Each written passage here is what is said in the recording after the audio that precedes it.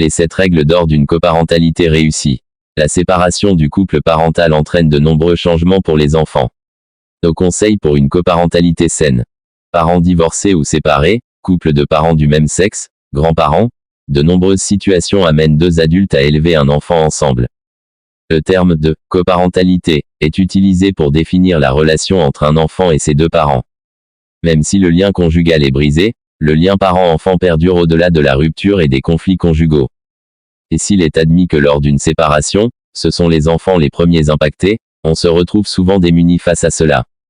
Une étude publiée en mars dernier dans la revue scientifique Science Daily s'est penchée sur la question de savoir comment les enfants vivraient mieux l'expérience de la séparation parentale. Et c'est la façon dont les mères et les pères se perçoivent mutuellement qui ferait toute la différence. Alors que faire pour mener à bien la coparentalité? Quelles capacités sont à cultiver pour le bien-être de ses enfants? Le divorce des parents est toujours pour un enfant une épreuve. Mais elle peut très bien ne pas être destructrice. Les conditions de la coparentalité. L'enquête a été réalisée auprès de 2915 couples dans 7 États américains différents. Tous les couples avaient un enfant de moins de 5 ans. Les participants ont été interrogés sur leur relation de coparentalité avec leur partenaire. L'opinion des ex-conjoints quant aux capacités éducatives de l'un et de l'autre en tant que coparents jouerait un rôle crucial dans l'adaptation des enfants à leur nouvelle vie. Les coparents qui entretiennent des bonnes relations se soutiennent mutuellement dans leurs décisions parentales et sur le plan émotionnel, déclare Sarah Sullivan, directrice de l'étude et professeure de psychologie à l'Université de l'Ohio. Les chercheurs ont identifié 4 groupes différents de coparentalité. Le plus large, regroupant près de 43% des participants, était celui où les parents considéraient tous deux leur relation de coparentalité comme très positive. Le deuxième en importance avec 32%, était constitué de parents qui voyaient leur relation comme modérément positive, mais les mères étaient plus critiques vis-à-vis des pères. Le troisième groupe, avec 16% des participants, a déclaré une relation de coparentalité de qualité moyenne. Cependant, ce sont les pères ici qui étaient moins positifs que les mères dans leur jugement. Enfin, le quatrième groupe constitué de 9% des couples a déclaré des relations coparentales de mauvaise qualité. Il en résulte que le critère principal pour un ajustement positif de l'enfant à la séparation est la bonne entente entre les parents. Les enfants qui s'en sortent le mieux sont ceux dont les 2 parents considèrent leur relation de coparentalité comme positive, explique le Dr Sullivan. En effet, ces enfants connaissent moins de troubles psychologiques liés au divorce, tels que l'anxiété chronique. Ils s'adaptent plus facilement aux changements et sont moins isolés socialement à l'école. Notons également que c'est parmi les 2 premiers groupes que l'on retrouvait les enfants les plus équilibrés et les moins touchés par la séparation du couple parental.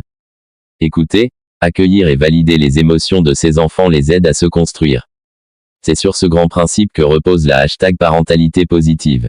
Loop, cette règle d'or pour établir une coparentalité saine. L'objectif n'est pas de parvenir à une situation de coparentalité parfaite, mais d'essayer de maintenir un dialogue ouvert entre les parents et avec l'enfant. De sorte que si des changements ou des difficultés surviennent, il y aurait en place une culture familiale qui permette de les surmonter tous ensemble, analyse Irina Gorlik, psychologue et participante à l'étude. Pour une coparentalité réussie et des enfants heureux, bien dans leur peau, voici ce qu'elle conseille.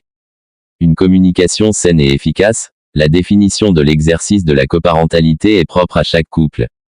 Posez des attentes claires ainsi que des limites claires, qui vous conviennent tous deux. Établir un calendrier des moments où chaque parent est avec l'enfant, et le respecter. Maintenir des règles similaires dans chaque foyer et informer l'enfant des éventuels changements en lui expliquant le pourquoi.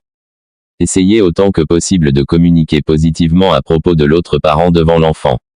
Une image positive des 2 parents est essentielle pour le bon développement de l'enfant. Évitez à tout prix le piège de la parentification. Un enfant n'a pas à prendre soin émotionnellement de ses parents. Ne pas l'amener à penser qu'il doit choisir son camp. Encouragez un dialogue continu avec les enfants. Cela les aidera à se sentir inclus et à exprimer leurs inquiétudes et peurs quant aux changements familiaux. Lire des livres avec eux sur la séparation et la coparentalité. Cela facilitera les conversations. De plus, l'enfant se sentira moins seul face à ses émotions, en s'identifiant au personnage. #psychologie #divorce, la coparentalité, c'est faire survivre le couple père-mère dans la tête et le cœur de l'enfant. Si ce couple reste vivant, même dans le conflit, le #enfant fera avec les différences de l'un et de l'autre. Le dialogue et les échanges sont primordiaux. Cependant, il est important d'éviter de faire pression sur l'enfant pour qu'il en parle, car il peut n'être pas prêt ou disposé à le faire de suite, conseille la psychologue. L'étude rappelle également que les adultes aussi bien que les enfants s'épanouissent dans des environnements où ils se sentent en sécurité. Créer un environnement cohérent pour tout, les aidera à se sentir émotionnellement en sécurité. Ainsi, ils seront mieux armés à faire face aux chamboulements qui accompagnent tout divorce ou séparation.